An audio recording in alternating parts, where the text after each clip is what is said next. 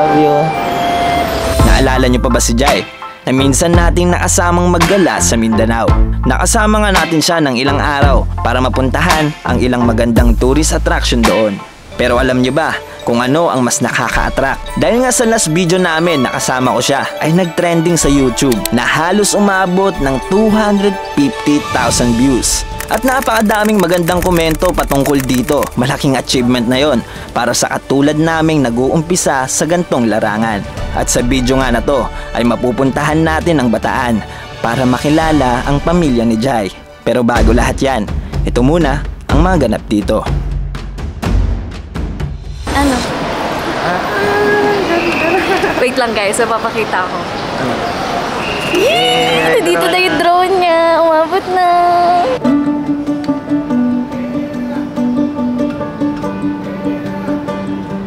Hanggang dyan lang siya. Tingnan mo, pag itatouch siya ganyan. Umiiwas. Paano i-touch? Paano i-touch? Yun o. Tinetesting namin yung bagong biling drone. Ito na yung bagong bili nating drone. Idea niya lahat to, pati yung drone. Pag iikot siya ganyan. Tapos ito yung ano, bababa yung camera. Ayan, kita na tayo. Hindi, i-play mo. Ito, i-play natin. Action! Yan. Okay. Angat natin. Patry nga ako, patry. Slowly. Ayan, kasi. Natuwa yung bata. Papaanda, ayun o. Kaso parang hindi mo pa ano yun. Ako nga, patry. Ayan, siya na yung nagda-drive ngayon. Ayan, so baba. Hindi siya bababa ng todo. Di ba pag ibababa mo na to? Pag ibababa mo siya, slowly lang din siya magda-drive. Ay, landing siya. Oo. Dito nga namin unang napalipad ang drone sa Bataan, kung saan taga dito ang pamilya ni Jai. Minsan ko na nga napakilala si Jai sa mga magulang ko sa Mindanao. Ngayon naman, andito ako sa Bataan para makilala ang pamilya nila. Medyo nakakatakot pero ganun talaga. Ika nga nila, pag mahal mo ang isang tao, kailangan mong gawin lahat para sa kanya. 2 hours a day, 5 months and a year. Oh, I loved you too long. You keep blowing me out, I keep holding you in. Sa unang araw ko nga dito sa Bataan, ay pinasyal muna ako ni Jai sa ilang tourist attraction sa kanila.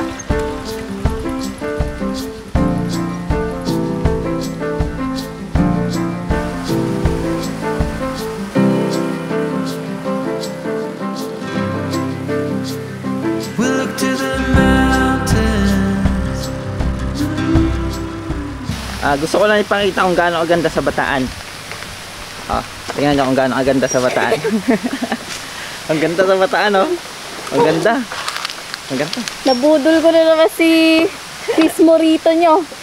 Ano, ang ganda sa Bataan. Dinala ko dito sa Bataan. Meron ako naririnig na isang waterfalls, kaya siguro ligo kami saglit. Mahina yung agos ng tubig mo. Pero pupunta pa kami sa isang falls na malapit dito. Nag-explore lang kami. Kasi private property dito sa Port Netic. Kala namin dito yung falls.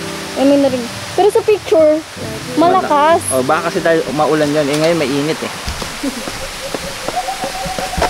May mga unggoy ata. Nagsasalita yung mga unggoy ata yun. Unggoy ata yun, no? Opo. Naku, maaamoy nila yung natin, pagkain. Ay, maganda din pala! Okay naman din eh. Ay, maganda, sayang!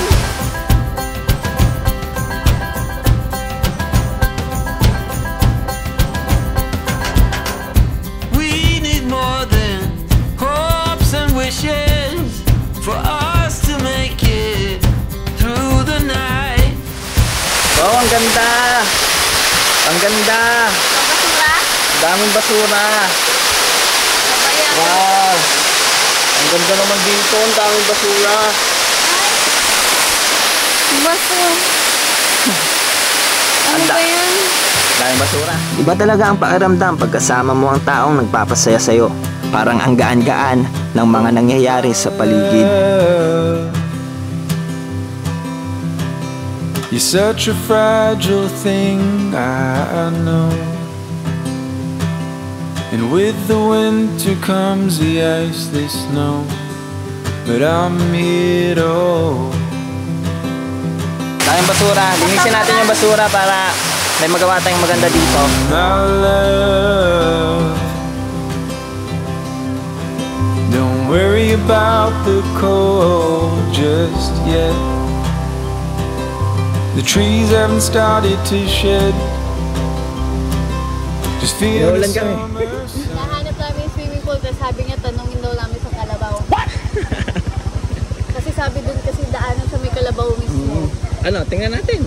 Ano ba po? Hanapin natin yun po. Ano swimming pool Swimming yan? pool. Baka may swimming pool talaga. Ano swimming pool kaya yung sinasabi ni Kuya? May swimming pool daw dito eh. Tara na dun na tayo sa isang falls. Sige tara.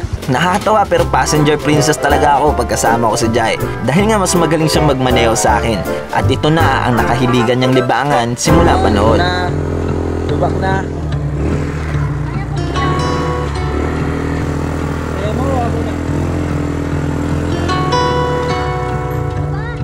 Baba! Wow! Nababa na ako guys.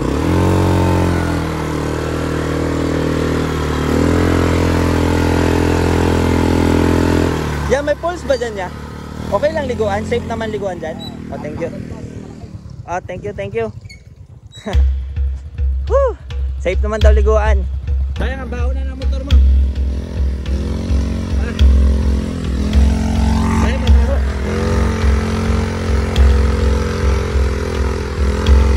Umusok na. Tama na. Nausok na. Tama na. Umuusok. Kaya nga, tama na. Dito na lang. Dito mo na iwan. Bawa. Ito lang. Go. Ah.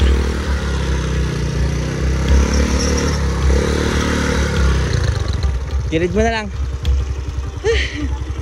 Hindi pwede. Sorry guys. Hindi pang advance yung motor ko.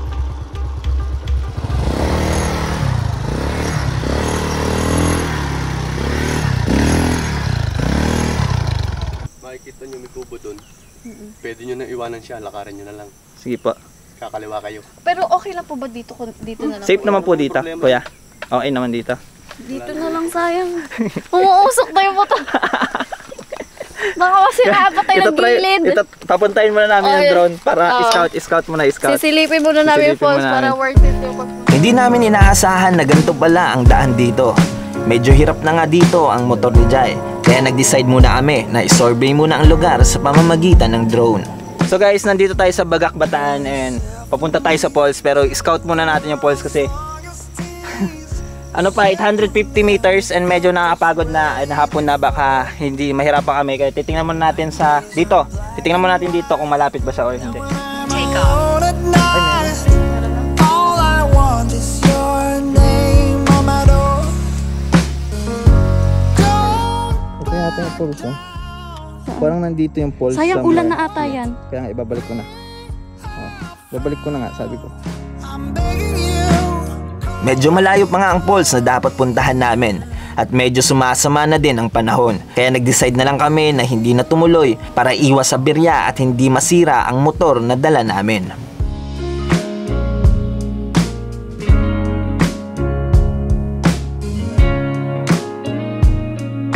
Nasa kawalan na tayo. Medyo malayo pa pala. And gagabihin kami pag pumunta pa kami doon. Oo, wag na tayo pumunta. Siguro hindi Sa namin Little pupunta. Batanes na lang tayo, guys. So sa Little Batanes, tinawag siya Little Batanes kasi mukha siyang Batanes. Pero sa panahon kasi ngayon, ang maulap. Pag wala siyang ulap, mas maganda. Yung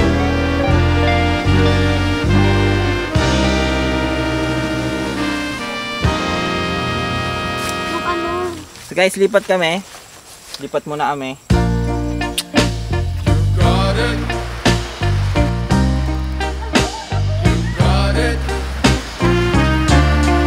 Sayang. Hindi natin napakita yung Little Batanes. Bakit? Lakas ng ulan, may kidlat pa. Ayun na nga, biglang bumuhos ang malakas na ulan. Gusto sana sa akin ipakita ni Jai ang Little Batanes na sinasabi niya. Pero para sa akin, okay lang naman kahit di ko makita. Dahil siya lang naman talaga ang gusto kong makita dito sa Bataan. Pero biglang gumanda ang panahon. At ganito nga ang bumungad sa amin.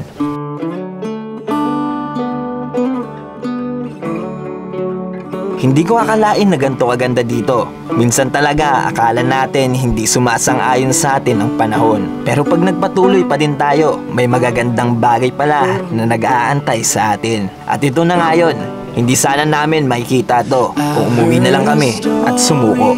I've heard it said, I've come to believe that love is a bet. Sometimes you win and sometimes you lose, and sometimes it calls you right in the move. Come to my table, come to my bed, go easy my hunger, easy my head, bringing me fire, bringing me water, taking me high, taking me down.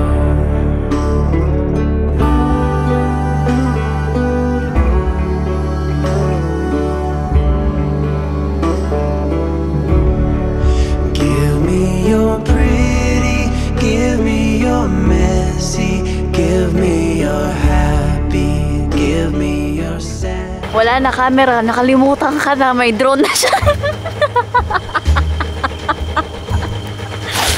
Pinabayaan ka talagang naka-play, hindi. Nandun na siya sa drone niya. Na yun guys. Tingnan mo.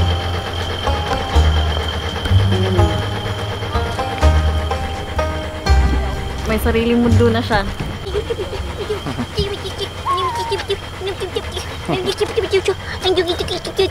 Hello! I ain't never felt the kind of love like this before. You took all the worries from my mind. Darling, please forgive me if I stare a little more. I can't look Bigla. Hindi mahal. Ba't nahiya?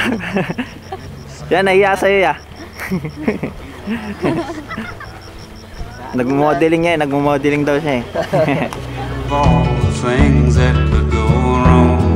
We can take our time and we may. Pagkabukas nga ay kasama kong dumalo sa kasal ng pinsan ni Jai.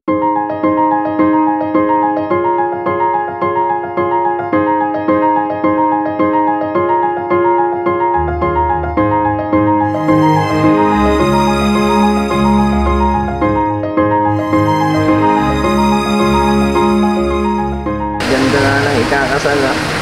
Ikakasal ko sa akin eh. Next year.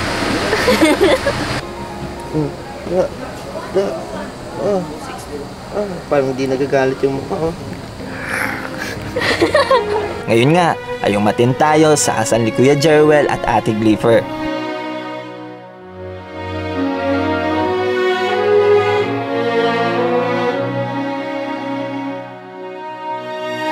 Totoo kaya yung sinasabi nila na nakakaiyak talaga pag nangyari sa'yo ang moment na to? Hindi ko alam, pero sa tingin ko nakakaiyak naman talaga. Lalo na siguro pag makita mong naglalakad sa gitna ang babaeng makakasama mo habang buhay. Napakasaya na makita na mayroon na namang dalawang pusong naging isa.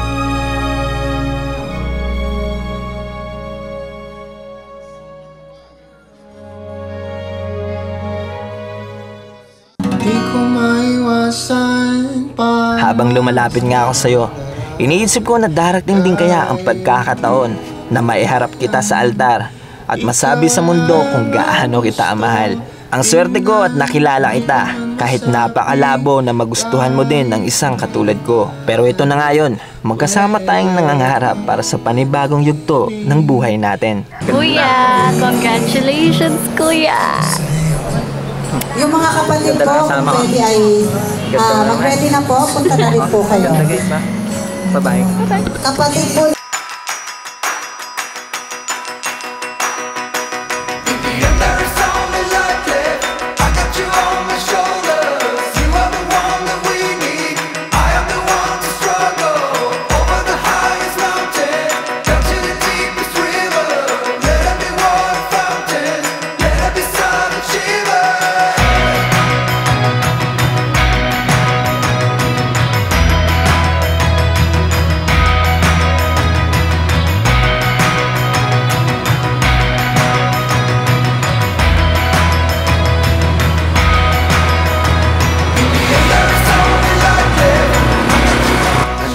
Nalulungkot ako kasi gusto kitang dalhin dyan. Diyan sa Mount Samat, tapos sarado. Hindi kasi gusto, talagang binidyohan niya pa ako, tingnan. Hindi kasi, nakakalanta kasi ako yung nagmomotor, siya yung passenger princess. Tapos yung dinala ko siya dito, di pa namin maakyat. Hindi niya makikita yung magandang view dito, yung historical story ng Mount Samat. Kaya medyo sad ako, guys. Mayroon din siyempre. Hindi ko pa talaga totally alam yung mismong history niya, pero dito ginanap yung Death March during sa World War II. Yan. So, ang reason bakit sinabi siyang Death March kasi ayun, sa haba, tama, di ba? Sa haba nung inaano nila, like, nilakad, may namamatay sa naglalakad na yun. Parang torture. Yun, torture by walking, ganyan. Tinorture sila sa marching. Yan. Hindi na namin napasok pa ang Mount Saman dahil nga may mga nakatakdang schedule para mapasok to. Nakakakaba ang historya sa likod ng krus na to. Pero dito ako, mas kinakabahan ang ipakilala ako sa buong angkan ng Cartagenas.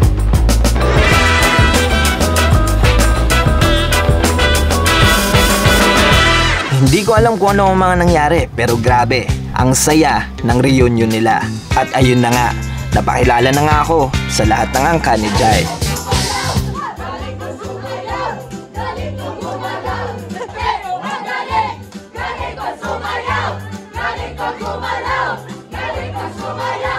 At ngayon nga ay opisyal na akong kilala ng pamilya ni Jai. Siya lang talaga ang pinuntahan ko dito sa Bataan. Pero hindi ko akalain na magiging ganito ka-memorable ang experience ko dito, na sigurado ako na hindi ko makakalimutan kailanman. When I thought I didn't need it, I found a new friend. I'll wake you tomorrow before I leave, and the song I'll be singing will be this one indeed. This is as long as we go, I know you will be alright. But somehow wherever you are, you're still in the crossfire.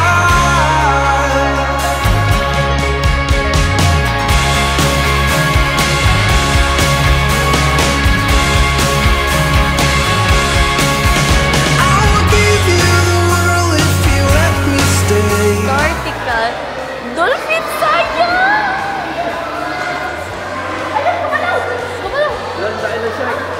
Hoy, dito! Punta na! Ba't nagtatakbo ka? This is as long as we go, I know you will be alright. But somehow wherever you are, you're still in the crossfire.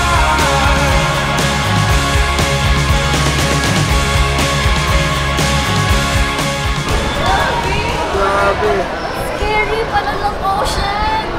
Scary na ocean? Gagi, ang laki nila, sayang.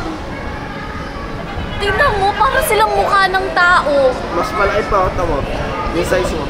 Hindi pa rin ako makapaniwala na nangyayari lahat to sa akin. Ang magkaroon ng biyaya na katulad nito na galing sa Panginoon. Ang muling masilayan ng ganda ng mundo at makasama ang taong malapit sa puso mo. Sabi nga nila, ito daw ang pinaka-best feeling na maaari mong maramdaman. Ang mahalin ka ng taong mahal mo. Kaya tara, abangan nyo pa kami sa mga susunod pang adventure natin. Habang ako naman ay uuwi na muna sa Visayas para mag-ikot pa sa mga ilang lugar sa Pilipinas. Hanggang sa muli, paalam!